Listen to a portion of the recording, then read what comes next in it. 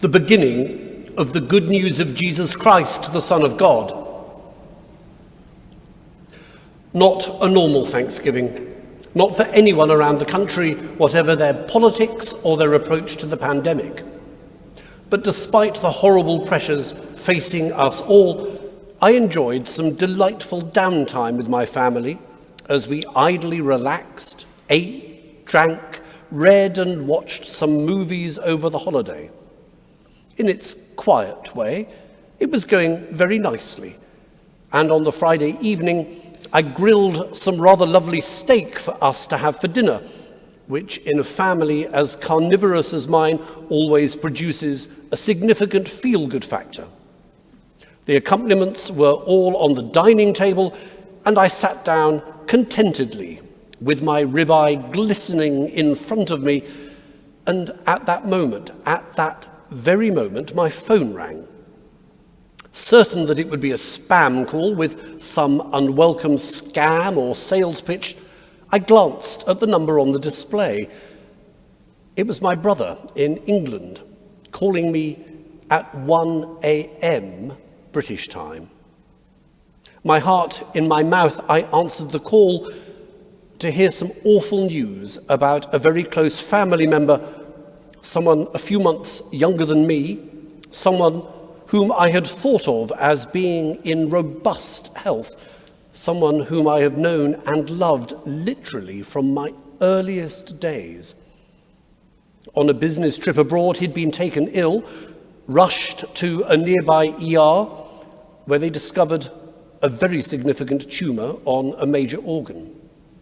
At first, the news seemed so drastic that it wasn't entirely clear to me if he would live for more than a few hours and that he might die alone on foreign soil. I'm pleased to say he's made it back to England, but very grueling treatment now faces him with a prognosis that is far from optimistic. You can imagine that when I finally got to sit down and look at the cooling ribeye on my plate, my appetite had disappeared. The beginning of the good news of Jesus Christ, the Son of God. But where's it all going to end?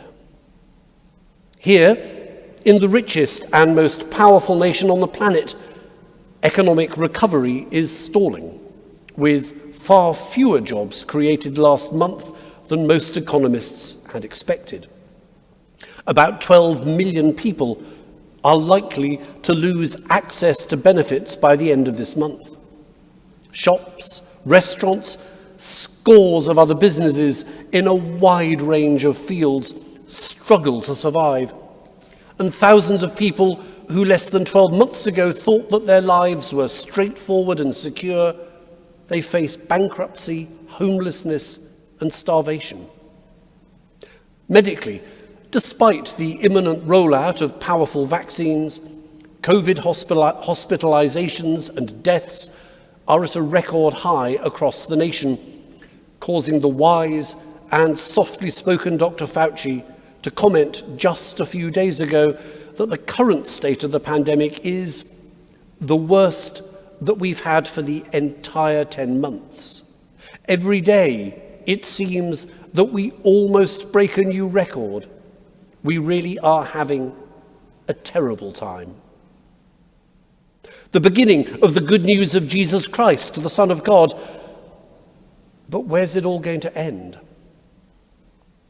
It's time for a change. Religion has lost its way.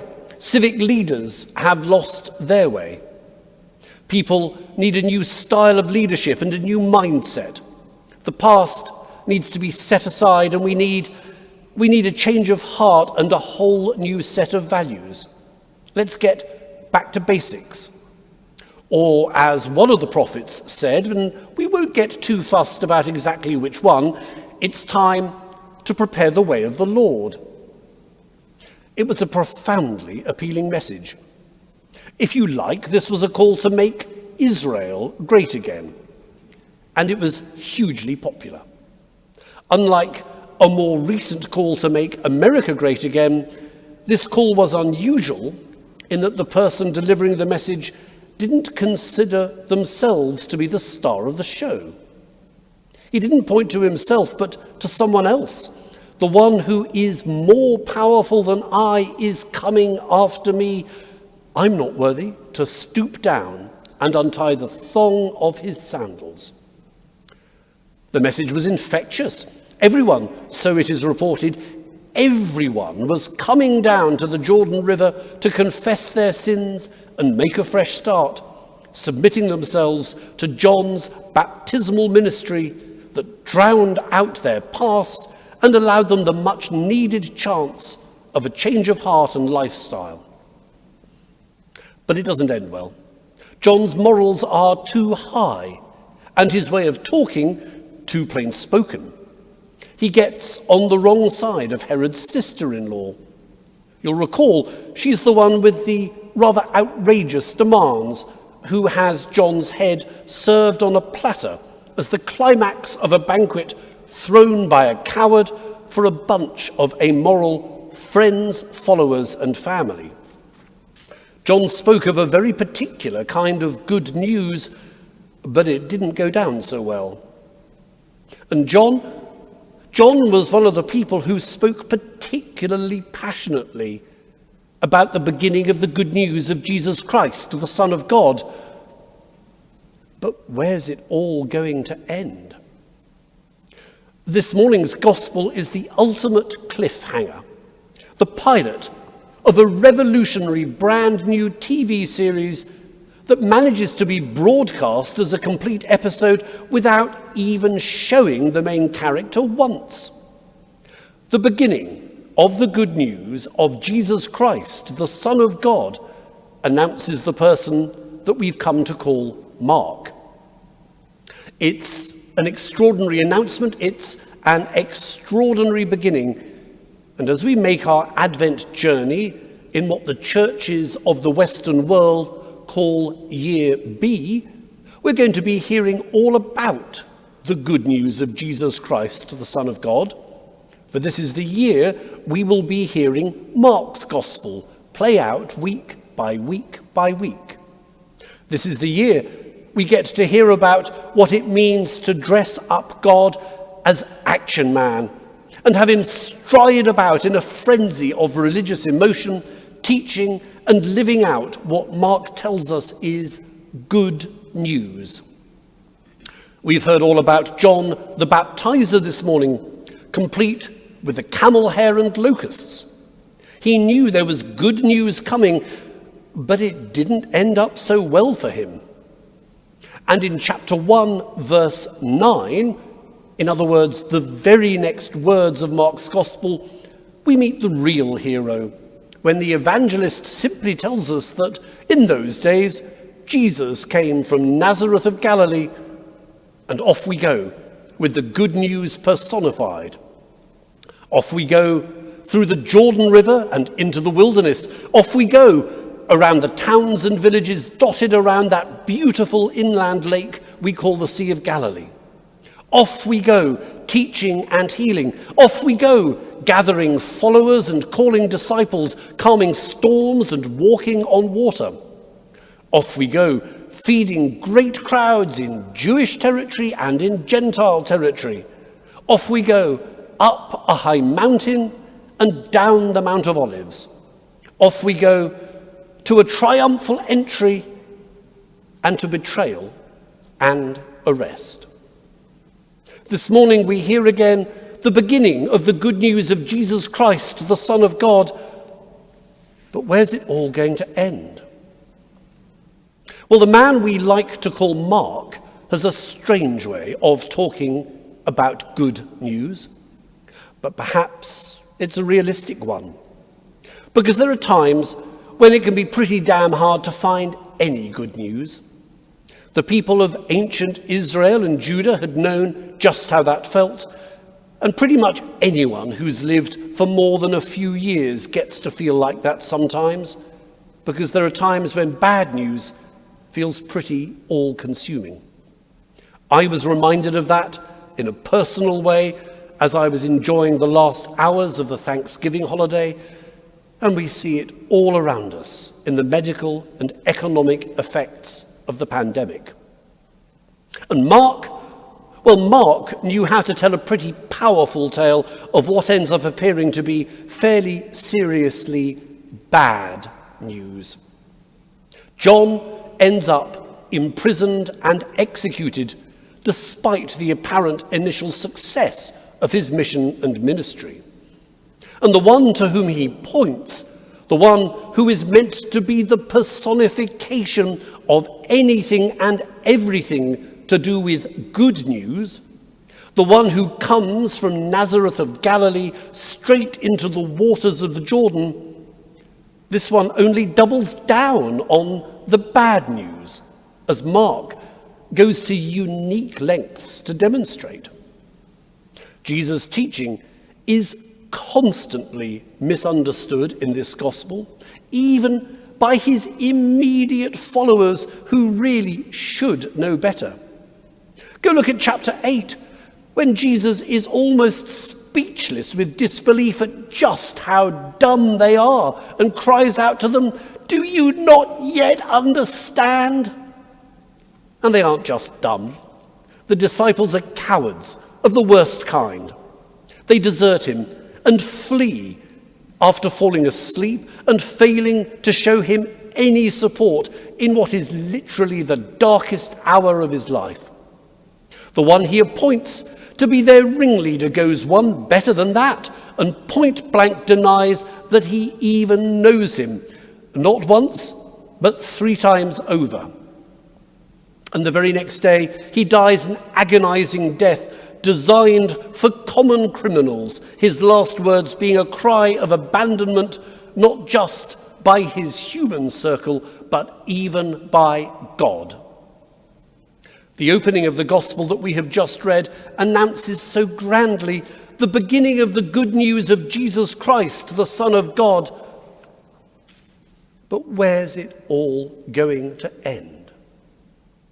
In disaster, that's where. In a horrific, graphic death. And even then, even when the worst seems to have happened, Mark's sense of good news still seems to be utterly and totally contrary.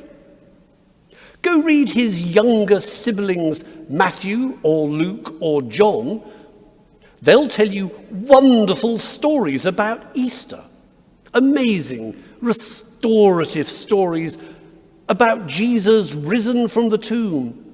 A Jesus who speaks with and empowers his disciples in small groups and large, shares food with them and clothes them with power from on high. But that's way too much good news for Mark. With Mark, all we get is the strange phenomenon of a young man in an empty tomb whose missional instructions are completely ignored. For the women with whom he shares his words went out and fled from the tomb, for terror and amazement had seized them, and they said nothing to anyone, for they were afraid. Where was that going to end? Mark's gospel, which we are privileged to have challenge us anew this morning, Mark's gospel teaches us 3 very important things today. The first is about power. For Mark's good news shows us the true nature of real power and real success, by which I mean God's power. To quote Archbishop Rowan Williams, divine power is so different from human that it can be fully present in utter desolation and failure and still live and work and be what it is.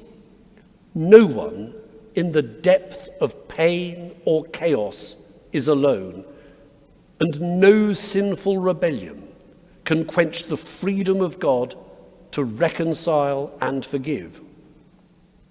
That's why Mark's news, despite all that seems to go wrong, that's why Mark's news truly is good news. The second thing we should learn from Mark is that not everything that's written in the Bible is literally and obviously true. You can see that even in what we heard just now. Go look at that opening prophecy in the writings we call Isaiah. Only half of it is there. The other half actually comes from Malachi. Sloppy work, Mark. If that was an exercise in a CPS school, it wouldn't get an A grade. But that little inaccuracy is as nothing compared to the great tub-thumping lie that I quoted from the end of the gospel. Again, to quote Archbishop Williams, the women clearly did say something because this gospel has been written. It did turn out to be possible to find words for what they thought they would never be able to talk about. So if you are baffled, dismayed, and silenced by the mystery of the cross and resurrection, says Professor Williams, don't despair. And he could so easily add that if you are baffled, dismayed, and silenced by the horrors through which we live, personally and collectively, in this age or any age, if you find yourself struck to the very core by a cancer or a COVID diagnosis, or by death or destruction of any and every kind, don't despair. Words were found. Lives have been lived in faith. That's why this book is here, St. Mark says, because somebody found it possible to talk about this. And that leads quickly and neatly to the third and final take-home from today's gospel, which is that for Mark, the story isn't over. That's why the question I've been asking so constantly this morning is so important. That's why when we hear the opening of this extraordinary gospel, we have to ask, where will it all end? Because the one redeeming fact about the shocking scene of the women fleeing in terror from the empty tomb and saying nothing to anyone, the one saving grace of this apparent bad news and final failure that Mark recounts is that this final sentence does not, as it were, end with a period. Now, there's no actual punctuation in the entire Greek of the New Testament, so there wouldn't be a period anyway. But the grammatical construction with which Mark's word ends is the equivalent of him putting ... at the end of his last statement. And what that really means is that today we hear this beloved evangelist saying to us, the beginning of the good news of Jesus Christ, the Son of God. And if you listen closely, he's also saying, over to you.